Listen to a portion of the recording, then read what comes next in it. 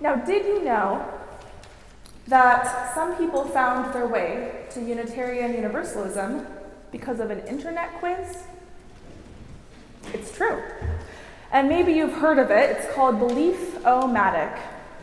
It's a personality quiz, but for religion. It asks you, what religion are you? Well, it asks you a lot of questions about God and the afterlife and politics and more. And I actually took it again while writing this sermon. Guess what I got? I did get Unitarian Universalist. No surprise there. I was raised UU in Oregon, and while my parents didn't find our fellowship through this quiz, they were delighted to discover that the community they had stumbled into aligned so closely with their values. And whether it's Belief-O-Matic or the pseudo-scientific Myers-Briggs personality test, or my favorite BuzzFeed quizzes like choose what you'd put on a sandwich and we'll tell you which Sex and the City character you are, I love a good quiz. And I think what draws so many of us to these quizzes is more than just the novelty. They offer us something that we all crave, a sense of who we are. And maybe even more than that, a sense of place, a way to locate ourselves in the world, a glimpse at where we might belong. Because sometimes the ache isn't just who am I, it's where do I fit? And sometimes finding the right fit is more than just a self-discovery exercise. It's about finding that alignment where your true self and your purpose and your community intersect. The right role doesn't come from ego, it comes from connection. It's what opens in us when we're in the right place, doing the work that is uniquely ours to do, not just for ourselves, but for the communities that we're a part of. And I've definitely had my own journey of fitting in, as I'm sure many of you have too. When I was younger, I had lots of ideas for what I wanted to be when I grew up. I wanted to be a lawyer so I could advocate for people and fight for justice. I wanted to be a writer so I could learn from others and share their stories. I wanted to work in politics to connect with people and make lasting change. And along the way, I discovered Unitarian Universalist ministry and realized it was the perfect fit for me. I love the intimate, personal connections that arise when people are able to be vulnerable and allow themselves to be cared for. I love the ways in which our worship team collaborates to create powerful and moving services to ground and inspire our people. I love our commitment to justice, both in the larger world and in our community. I love our children and our elders and everyone in between. This call has stayed with me for a reason. It taught me that finding alignment, whether it's in the right role or with the right community, is a gift we give both to ourselves and others. It's about creating something that's bigger than any one of us. One of the Unitarian Universalist ministers that I look up to, and there are many, is the Reverend Julian Jamaica Soto. And they like to remind us that all of us need all of us to make it. And those words echo through my bones. Every time I show up at a protest, every time I sit in a circle building community, every time I witness someone stepping into their gifts, we need each other, not despite our differences, but because of them. And that phrase, all of us need all of us, is more than a motto. It's a map. And one of the clearest versions of that map that I've found comes from the organizer, Deepa Iyer. Now, Deepa created something called the social change ecosystem. And you might have seen it before, especially if you've been to a UU leadership training, or if you keep up with movement organizing, or if you've taken a look at the graphic on the back of your order of service, feel free to look. It's a visual representation of the different roles that people can take on in social movements and justice work. And there are 10 named roles in Deepa's map.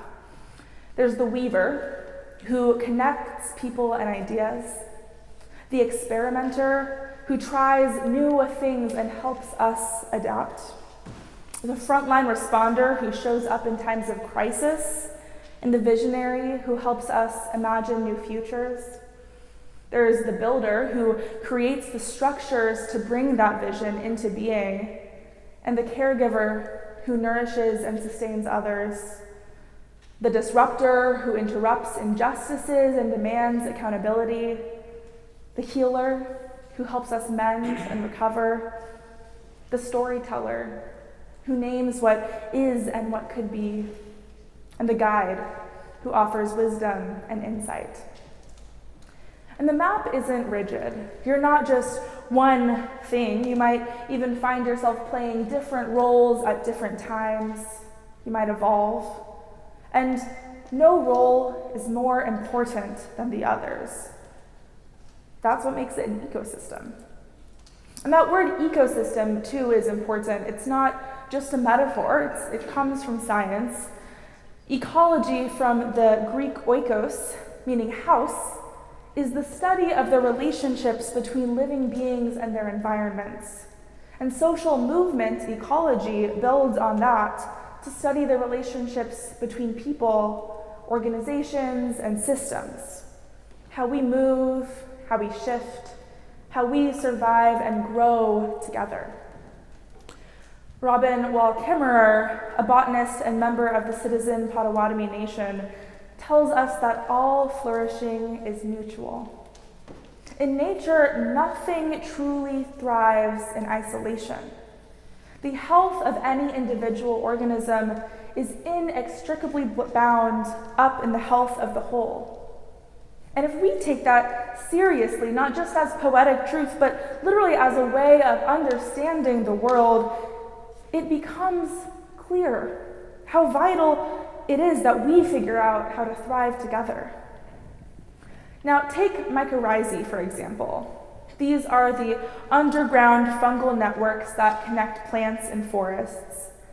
And the mycorrhizal fungi form symbiotic relationships with plants, exchanging nutrients and providing support in times of drought.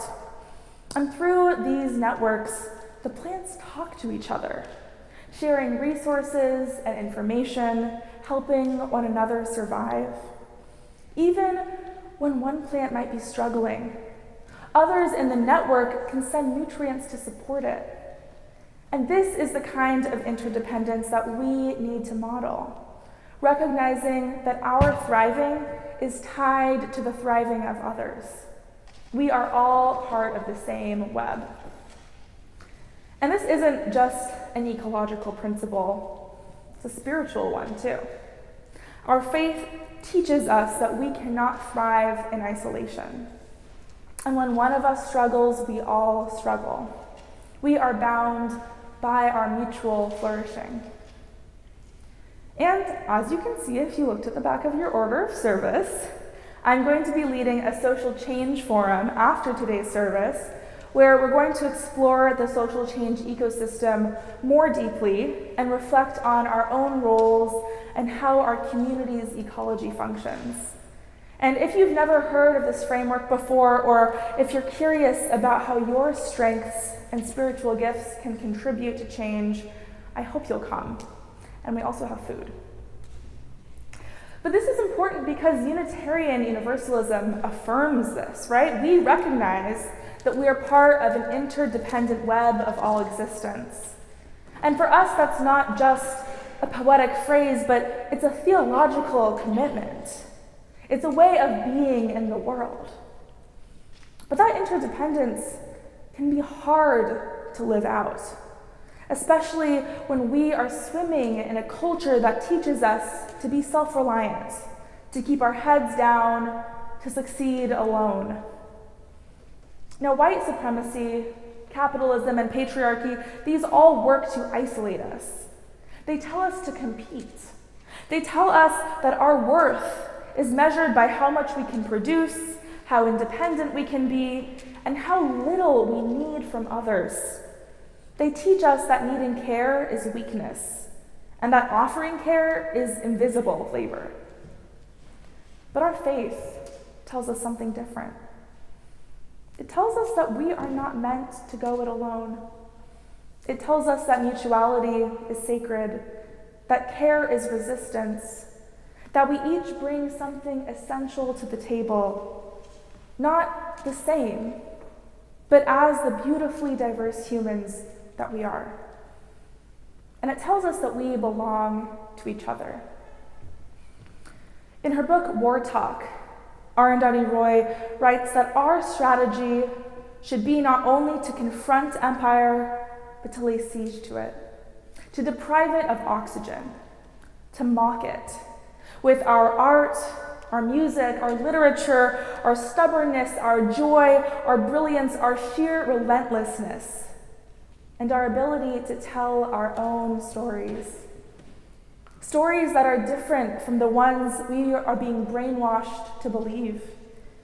The corporate revolution will collapse if we refuse to buy what they're selling, their ideas, their version of history, their wars, their weapons, their notion of inevitability. Remember this: we be many, and they be few. They need us more than we need them. And we're not just talking about this in theory. Just yesterday, thousands of people gathered around the country for the hands-off protests. Over 1,200 demonstrations were planned by over 150 groups, including civil rights organizations, labor unions, LGBTQ+ advocates, veterans, and elections activists. The protests took place in Washington, D.C., state capitals, and locations across all 50 states, rallying against the Trump administration's policies on government downsizing, human rights, and social services. And some of our own members participated in these protests, here in New York and elsewhere, standing in solidarity with those who are fighting for justice, truth, and dignity in the face of government actions that threaten vulnerable communities. The protests had the frontline responders and the disruptors, yes, but it also had caregivers bringing water and umbrellas, storytellers documenting it all online for generations to come, weavers coordinating groups across cities, and builders making sure the movement endures. This is the kind of ecology that we need in our movements. It's not enough to rely on a few leaders to carry the weight. We need each part of the ecosystem to flourish. We need the weavers, the builders, the caregivers, the disruptors, and the visionaries. We need the bold askers and the subtle guessers. We need all of us, in all our diversity, working in concert. I've come to learn that interdependence is an active practice, not a passive one. It's easy to talk about how much we need each other, but it's a lot harder to live it. It means leaning into discomfort, being vulnerable, and recognizing that no one person can do it alone. And that's why I love that this month we're focusing on interdependence, because it calls us to do the work, to show up and to engage with one another, not just when it's convenient, but when it's necessary. In movements, just like in ecosystems, it's essential that we recognize the connections between us. When we honor the contributions of others, whether visible or not, we build something more resilient, because all of us need all of us to make it.